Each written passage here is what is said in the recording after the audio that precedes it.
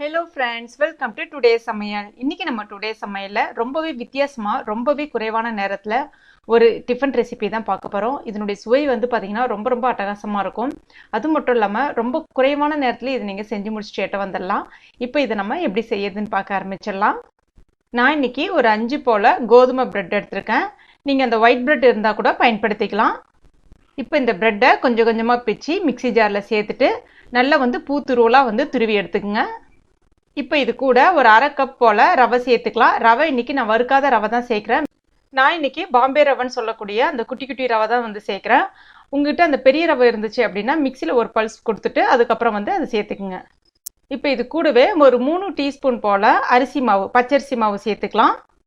தேவையான அளவுக்கு உப்பு, அப்புறம் கூடவே ஒரு 1/2 கப் போல தயிர் சேர்த்துக்கலாம். இப்போ இது எல்லாத்தையும் ஒரு தடவை கலந்து விடுங்க. தேவைக்கேற்ப கொஞ்சம் கொஞ்சமாக தண்ணி சேர்த்துட்டு நல்லா கலந்து விடுங்க.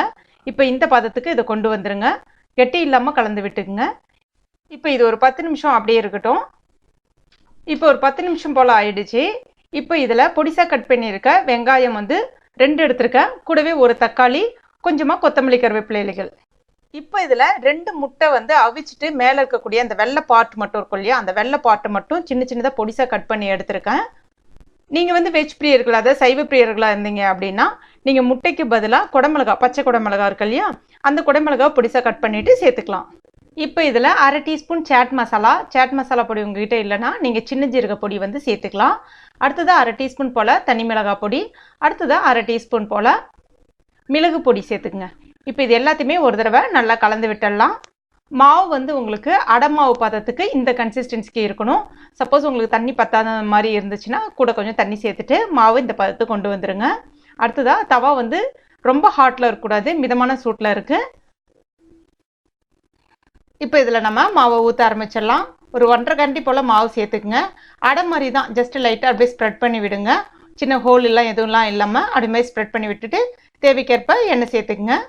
இது சரியாக ஒரு பக்கம் வெந்து வர்றதுக்கு 1 நிமிஷம் போல் எடுத்துக்கும். ஆனால் அதே சமயம் பார்த்தீங்கன்னா நல்லா அடிப்பக்கம் நல்லா சிவந்து வரும். இப்போ இது நல்லா நிறம் மாறி நல்லா சிவந்து வந்துடுச்சு. இதை நம்ம இப்போ திருப்பி போட்டுடலாம். இப்போ வேகிறதுக்கு மறுபடியும் 1 நிமிஷம் போல் எடுத்துக்கும். வெயிட் பண்ணுவோம். இப்போ பாருங்கள் வெந்துடுச்சு நல்லா. இப்போ இதை நம்ம எடுத்துடலாம். அதே மாதிரி தான் மற்ற மாவையும் நம்ம ஊற்றிக்க வேண்டியதான். இப்போ பாருங்கள் ரொம்ப குறைவான நேரத்தில் ரொம்ப சுலபமாக நம்முடைய பிரெட் அடை ரெடி ஆயிடுச்சு. இது கூட தேங்காய் சட்னி, வெங்காய சட்னி காம்பினேஷன் செம்மையாக இருக்கும். நான் இன்றைக்கி தேங்காய் சட்னி தான் வச்சுருக்கேன். இல்லைனா வந்து நெய் கூட வச்சு சர்வ் பண்ணலாம். நம்ம ஏற்கனவே வெங்காயம், தக்காளி, மிளகுலாம் போட்டிருக்கிறதுனால வெறும் நெய்யோடு வச்சு குழந்தைங்களுக்கு கொடுத்தீங்கன்னா குழந்தைங்க ரொம்பவே விரும்பி சாப்பிடுவாங்க. சுவை வந்து பார்த்திங்கன்னா நல்லா மேலே மொறுமொறணும், உள்ளே வந்து கொஞ்சம் வந்து சாஃப்டாகவும் இருக்கும். செம்ம சூப்பராக இருக்கும். கண்டிப்பாக ட்ரை பண்ணி பாருங்கள். ட்ரை பண்ணி பார்த்துட்டு மறக்காமல் எனக்கு கமெண்ட் பண்ணுங்கள். இந்த வீடியோ பிடிச்சிருச்சுன்னா லைக் பண்ணுங்கள், ஷேர் பண்ணுங்கள். மேலும் இது போன்ற டேஸ்டி ரெசிபிகளுக்கு டுடே சமையல் இது வரைக்கும் நீங்கள் சப்ஸ்கிரைப் பண்ணாத நண்பர்களாக இருந்தீங்கன்னா உடனே சப்ஸ்கிரைப் பண்ணிங்க. கூடவே மறக்காமல் அந்த பெல் நோட்டிஃபிகேஷன் சிம்லையும் ப்ரெஸ் பண்ணிங்க. தேங்க்யூ.